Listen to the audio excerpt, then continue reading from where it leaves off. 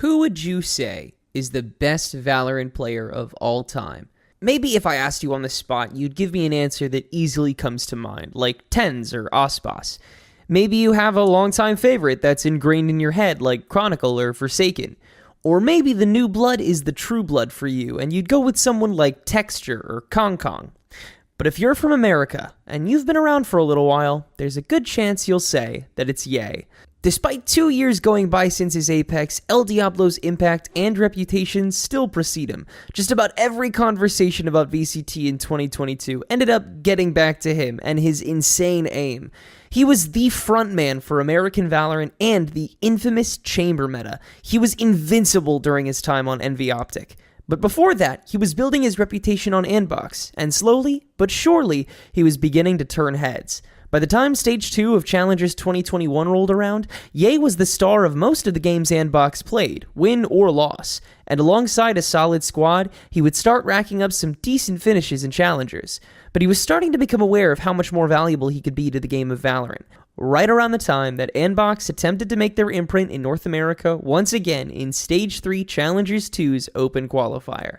After easy matches against two jobber squads and a still learning Zero Marksman, Andbox came up against Titan TSM. Now these teams had faced off exactly 3 months prior, but since then changes had been made on both sides. Andbox, which alongside Ye was comprised of modern-day superstar Mata and old-timer Vice, had changed out Sentinel Seb for a temporary sub in Thwifo and controller Boy for JC Stani, while the now infamous TSM core of Wardell, Subrosa, and Hazed had traded out Cutler and Drone for Bang and Leviathan.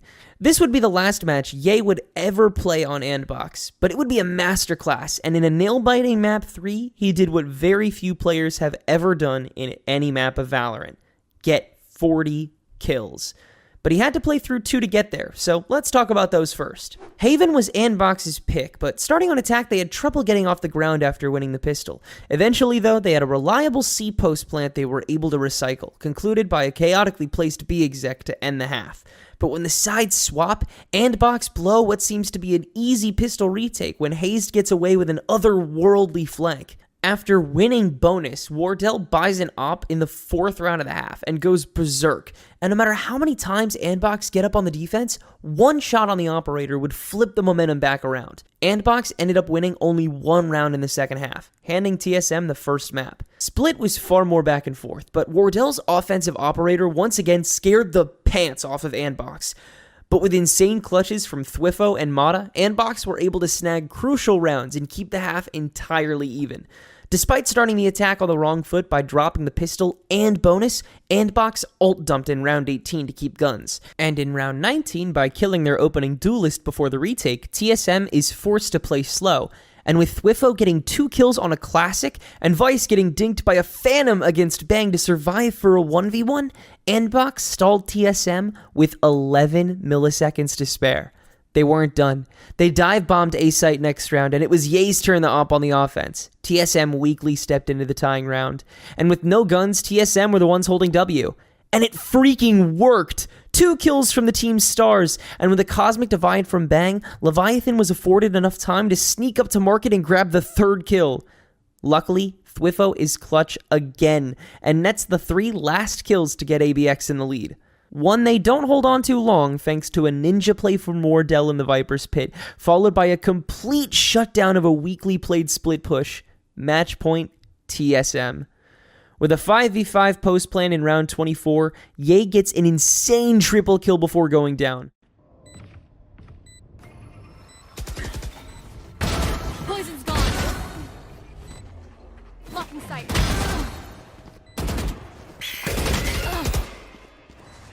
Which is more than enough to get ABX to overtime. After meeting them early in sewer to get to a 3v2, Thwifo once again has the perfect sightline to put ABX 1 over, and with 1 more round on the attack, ABX get a beautiful insert up mid, an unfathomable amount of space for an A-site push. But Vice goes down on the lurk, so Andbox doesn't have much time. Leviathan stalls with a snakebite and gets an opening kill that drops the spike on the other side of it. But Ye's insert has blossomed into a flank that finds Wardell and then doubles back and finds Subrosa, while Mata is able to take care of sight. Andbox just barely dragged TSM to map 3 thanks to their players' magnificent knowledge of Split, just to take them to Icebox, the map that Ye actually goes crazy in. Finally, we are here.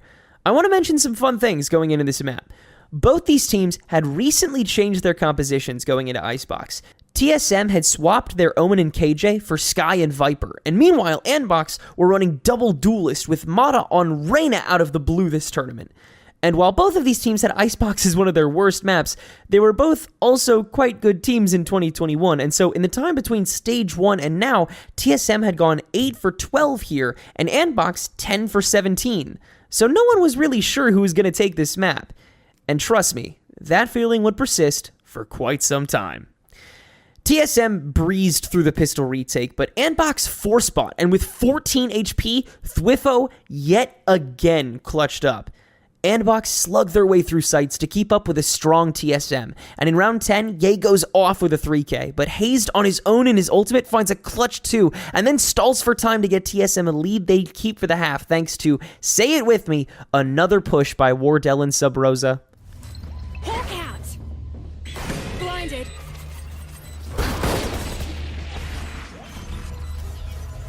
Oh!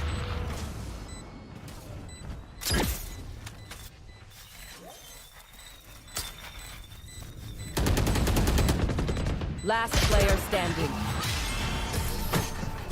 Ye starts off the defensive pistol with 3 to reverse polarity, and ABX confidently take the first 4 rounds of the half before TSM get their attack on track. But their B site is so dumb, and they're able to just get away with Sage walling and planting again and again, getting to 11-9. Andbox finally stack heavier in round 21, but that's not what gets them the round. What gets them the round is laying siege to lane on the retake and just barricading against a ninja defuse that just barely gets away with the round. Certainly ABX can't do that every round, especially on A site, and so TSM simply default there, and thanks to some sick shots from Bang are able to get to match point yet again. And the very next round, they have an open A site for a 4v3 retake. Things seem wrapped up for TSM. But with a well-placed toxic screen and an extremely forward Vice, ABX get away with the defuse again and make it 12-11.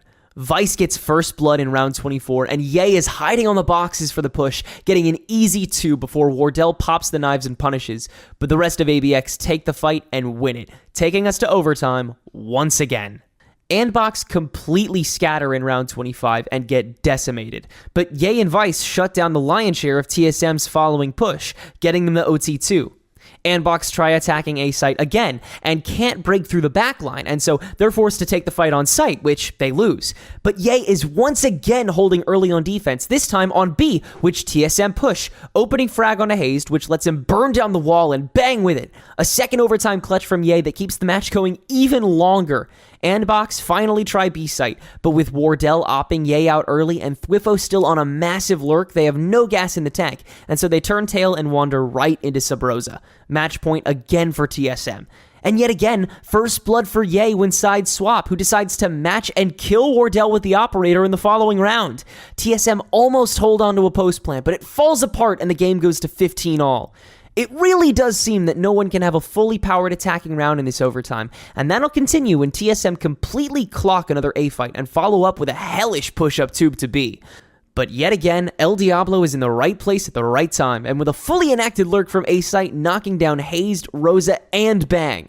At 16-16, Andbox are in a 3v4 A post yet again. But when Leviathan pokes early, Ye punishes, letting the team reposition and dominate the rest of the fight. Match point Andbox. All that needs to be done is what TSM finally didn't have the gas to do. Hold off the attack.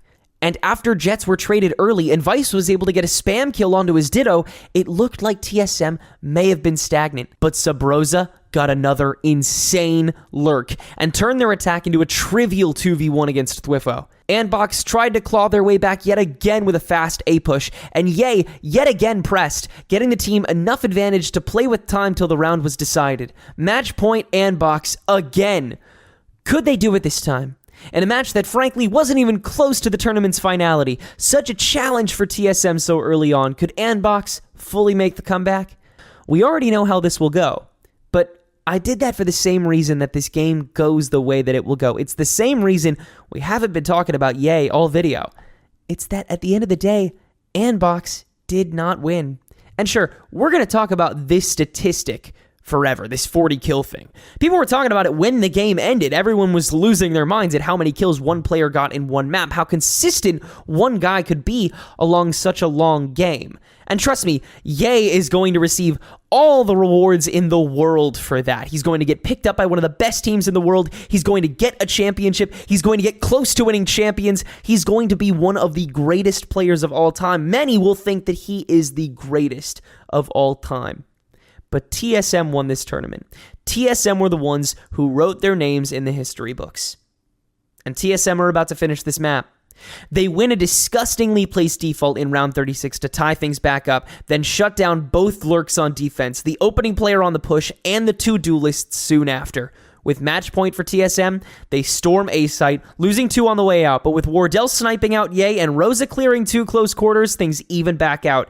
TSM reset yet again when Stani on the spike gets traded out before getting half. Wardell from there can play time and win TSM the map and the match.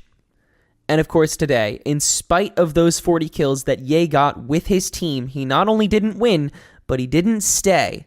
And people talk about how in the aftermath of that tournament, Ye requested to get picked up by a better team, Envy scooped him, and then his very next match was against TSM. He destroyed them, and then Chamber came out. I'm just kidding. And then Envy became Optic, and Optic became one of the greatest dynasties in Valorant history. But that is a story for another day, because Ye's story was so much more than this game. But I hope that you enjoyed hearing about it nonetheless. Thank you all so much for watching. Be sure to let us know what you want to hear us do a video on next. Really like focusing on these specific matches, a la TMV, and hopefully I'm doing a decent job. Sound off in the comments if I'm not. Thank you all for your patience, and we will see you in the next one. Peace!